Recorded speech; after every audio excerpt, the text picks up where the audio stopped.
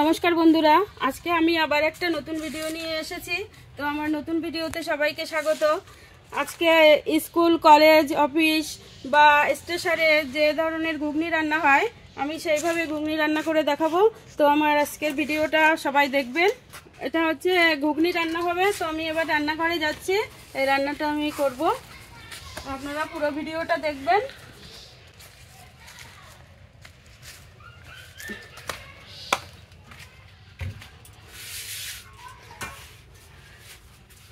চারশো গ্রাম মটর আগের দিন রাত্রে আমি ভিজিয়ে রেখেছি। আর এই যে আমি কয়েকটা আলু ছোট ছোট করে কেটে ধুয়ে রেখেছি। এবার আমি উনানে কড়াইটা বসিয়ে দিলাম আর জালটাও ধরিয়ে দিয়েছি। এবার আমি কিছু শুকনো লঙ্কা, তেজপাতা, জিরে ও ধনে এটা আমি শুকনো খোলায় ভেজে নেব।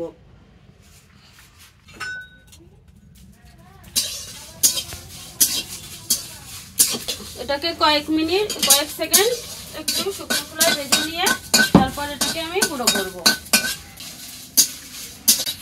এটা বেশি সময় ভাজা লাগে না, একটু কাঁচা গন্ধটাও যাওয়া পর্যন্ত একটু ভেজে নিলেই হয়ে যাবে। মশলাটা আমার ভাজা হয়ে গেছে, এবার আমি নামিয়ে নেব। এবার কড়াইতে আমি জল দিয়ে আমি মটরটাকে একটু ফুটিয়ে নেব।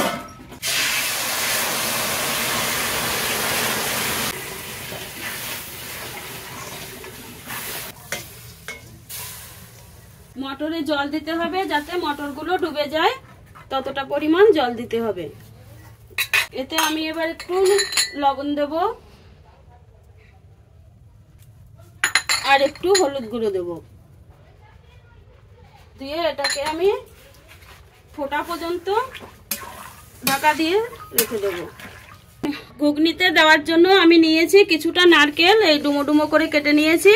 এটাকে পরে ভেজে নেব। আমি দুটো মাঝারি সাইজের টমেটোকে আমি ছোট করে কেটে রেখেছি, দুটো পেঁয়াজ আর একটা রসুন আর কিছুটা আদা, এগুলোকে আমি এবার বেটে নেব। শিলটা শুকনো অবস্থায় আমি এই শুকনো মশলাগুলো আমি শুকনো করে বেটে নেব। এটাতে আমি জল দেব না, একদম মিহি করে।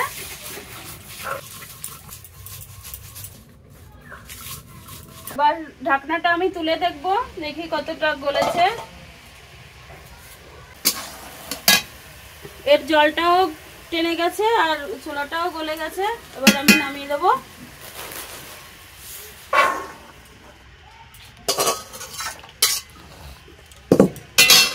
ছোলাটা একটু শক্ত আছে, কিন্তু এটা আবার যখন কষিয়ে আবার জল দিয়ে ফুটাবো তখন গলে যাবে। কড়াই গরম হয়ে গেছে, আমি কড়াইতে দেব সরষের তেল। তেল দিয়ে আমি এই আলুগুলোকে ভেজে নেব। আর এই মশলাটা ভেবেছিলাম যে শুকনো অবস্থায় রাখবো, কিন্তু মিহি হচ্ছে না, তাই এতে আবার জল দিয়ে বাটতে হবে, মিহি হয়ে যাবে। এবার কড়াইতে দিয়ে দিচ্ছি আমি কেটে ধুয়ে রাখা কুচনো আলুগুলো।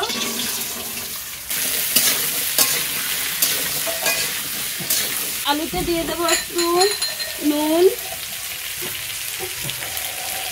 আর দেবো একটু হলুদ গুঁড়ো।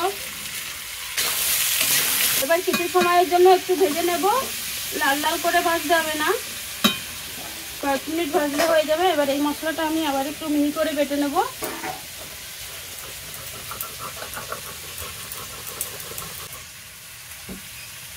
আলুটাকে নেড়ে দেব।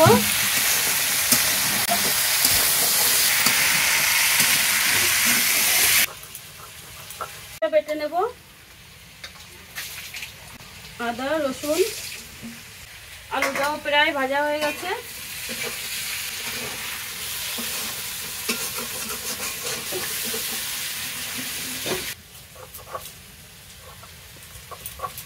আলুটা ভাজা হয়ে গেছে, এবার আমি তুলে নেব।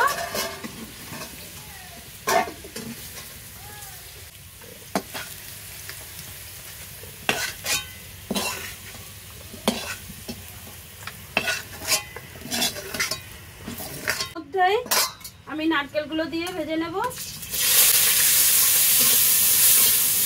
নারকেলটা একটু লালচে লালচে করে ভাজতে হবে।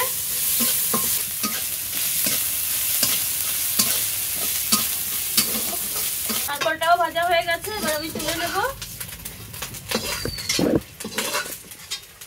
আবার দেবো সরষের তেল।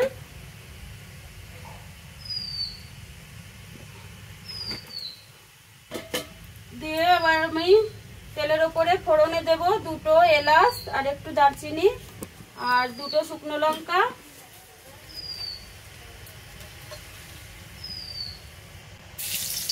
আর দেব এই 2-3টে তেজপাতা।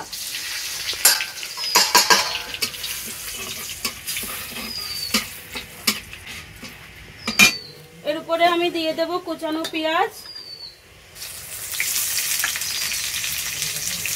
পেঁয়াজটাকে একটু 2 মিনিটের মতো ভেজে নেব।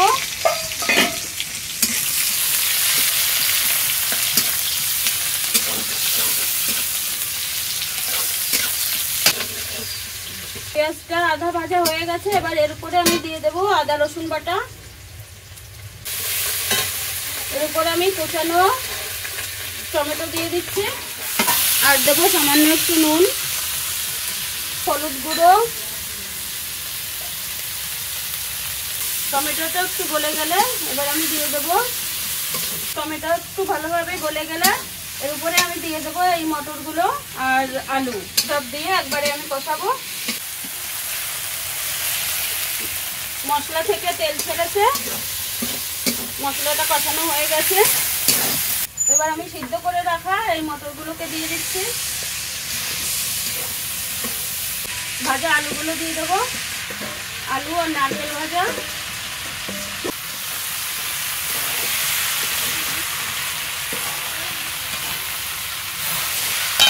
এর উপরে দেবো আর একটু নুন,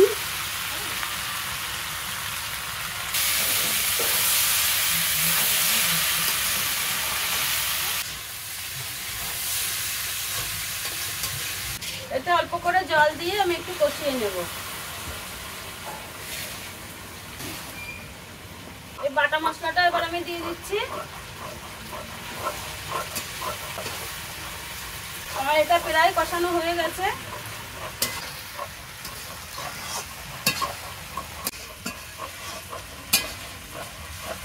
এই মটর আর আলু দিয়ে আমার ভালোভাবেই কষানো হয়ে গেছে, এবার আমি এতে জল দিয়ে দেবো।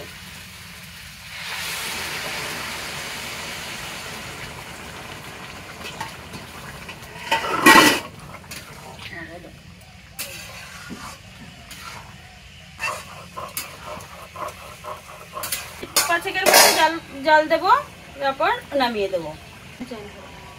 এবার এটা প্রায় হয়ে আসছে, এতে এবার আমি বেটে রাখা গরম মশলাটা দিয়ে দেবো আর দেবো হালকা একটু মিষ্টি, অল্প করে চিনি দেবো।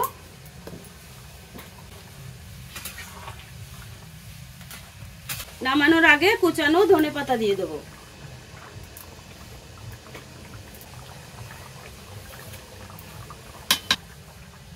এবার আমার ঘুগনি রান্নাটা সম্পূর্ণ হয়ে গেছে, এবার আমি নামিয়ে দিচ্ছি।